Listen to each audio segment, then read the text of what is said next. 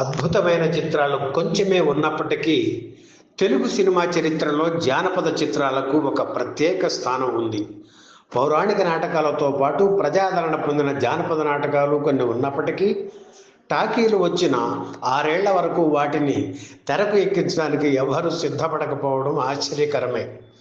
బహుళ ప్రజాదరణ పొందిన కనకతార నాటకాన్ని కనకతార పేరుతో సినిమాగా 1937లో తీశారు. పసుపులేటి కన్నాంబ టైటిల్ పాత్ర పోషించిన ఈ చిత్రాన్ని బెజవాడకు చెందిన సరస్వతి టాకీస్ సంస్థ నిర్మించింది.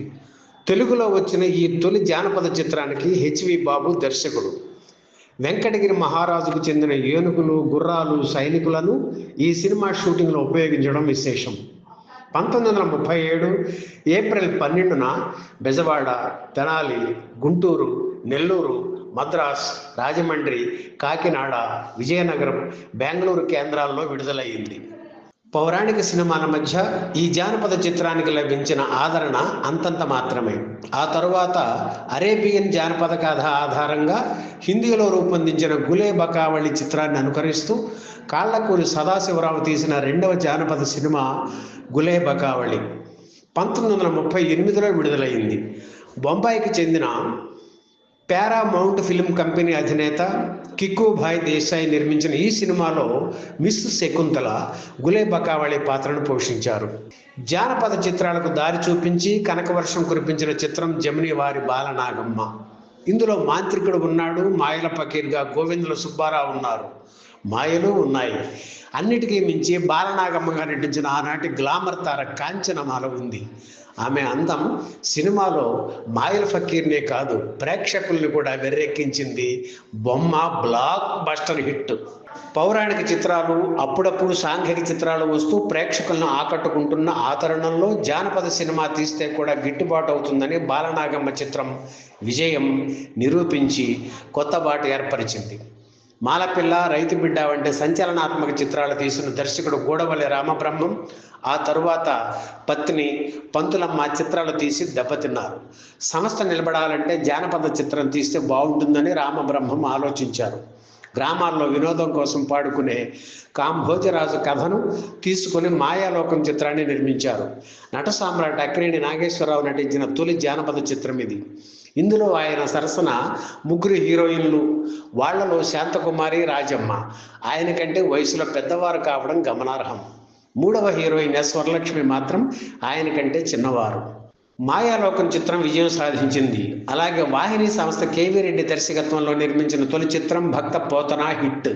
2వ చిత్రం యోగి వేమన అంతగా ఆడలేదు. అందుకే కమర్షియల్ హిట్ సాధించాలంటే జానపదమే బెటర్ అనుకున్నారంతా. అప్పుడు కేవీ రెడ్డి దర్శకత్వంలోనే నిర్మించిన గుణసుందరి కథ జానపదం సూపర్ హిట్ అయింది. కమెడియన్ కస్తూరి శివరావు హీరోగా నటించిన ఈ చిత్రంలో జూనియర్ శ్రీరంజని హీరోయిన్గా నటించారు. ఒక గొప్ప ఆశయంతో చిత్ర నిర్మాణ సంస్థను నెలకొల్పి విజయ ప్రొడక్షన్స్ పతాకంపై తొలిసారిగా షావుకారు చిత్రాన్ని నిర్మించారు నాగిరెడ్డి చక్రపాణి. పేరు వచ్చింది, కానీ ఆర్థిక నష్టం మిగిలింది. 2వ ప్రయత్నంగా కేవీ రెడ్డి దర్శకత్వంలో జానపద సినిమా పాతాళ భైరవి తీశారు. జానపద చిత్రాల వరుసగా ఫ్లాప్ అవుతున్న తరుణంలో అనేక సందేహాల మధ్య విడుదల చేసిన ఈ సినిమా బ్లాక్ బస్టర్ హిట్. ఇందులో హీరోగా నటించిన ఎన్టీఆర్ స్టార్ హీరోగా ఎదిగారు. దేవదాసు, కన్యాశుల్కం వంటి క్లాసిక్స్ తీసిన వినోద సంస్థ మొదట స్త్రీ సాహసం పేరుతో జానపద చిత్రమే తీసింది. అక్కినేని హీరోగా నటించిన ఈ చిత్రం విజయవంతమైంది. ఆ విజయం ఇచ్చిన ఉత్సాహంతోనే దేవదాసు చిత్రాన్ని నిర్మించారు నిర్మాత డిఎల్ నారాయణ. ఎన్ఐటి సంస్థను నెలకొల్పి ఎన్టీఆర్ మొదట పిచ్చి పుల్లయ్య, తోడు దొంగల చిత్రాలు నిర్మించి చేతులు కాల్చుకున్నారు. పేరు మాత్రమే మిగిలింది. అప్పుడు ఆయన కూడా జానపదాన్ని నమ్ముకున్నారు. ఎన్ఐటి సంస్థ నిర్మించిన తొలి జానపద చిత్రం జయసింహ విజయభేరి మోగించింది.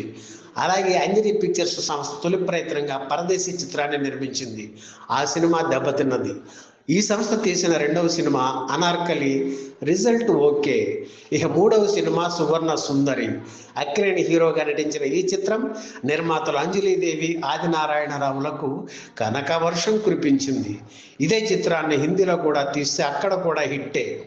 విఠలాచార్య రంగప్రవేశంతో జానపద చిత్రాలకు ఒక కొత్త కళ వచ్చిందని చెప్పాలి. ఎన్టీఆర్, కాంతారా వంటి స్టార్స్తో ఆయన తీసిన జానపద చిత్రాలు ప్రేక్షకులను ఎంతో ఆకట్టుకున్నాయి. అలాగే స్టార్స్ మీద ఆధారపడకుండా కూడా విఠలాచార్య తీసిన జానపద చిత్రాలు మంచి వసూళ్లు సాధించాయి. తక్కువ బడ్జెట్తో అతి తక్కువ కాలంలో జానపద చిత్రాలు ఎలా తీయవచ్చు విఠలాచార్య నేర్పించారు. ఆయన నేర్పిన పొదు సూత్రాన్ని తరువాతి కాలంలో చాలామంది ఫాలో అయ్యారు. ఆ తరువాతి కాలంలో సాంఘిక చిత్రాల నిర్మాణం పెరిగి జానపద చిత్ర నిర్మాణం మెల్లిగా మూలన పడింది. సాంఘిక చిత్రాలు మాత్రమే తయారవుతున్న తరుణంలో చందమామ విజయ కంబైన్స్ సంస్థ భైరవ ద్వీపం పేరుతో మళ్ళీ జానపద సినిమా తీసి ట్రెండ్ను బ్రేక్ చేసింది. బాలకృష్ణ, రోజా జంటగా నటించిన ఈ చిత్రం హిట్ అయినా మిగిలిన వారు ఆ మార్గంలో వెళ్ళలేదు.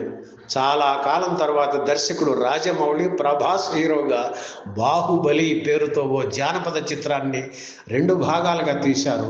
హిందీలో కూడా హిట్ అయిన ఈ చిత్రం దేశవ్యాప్తంగా వసూళ్ల పరంగా సరికొత్త రికార్డులు సృష్టించింది.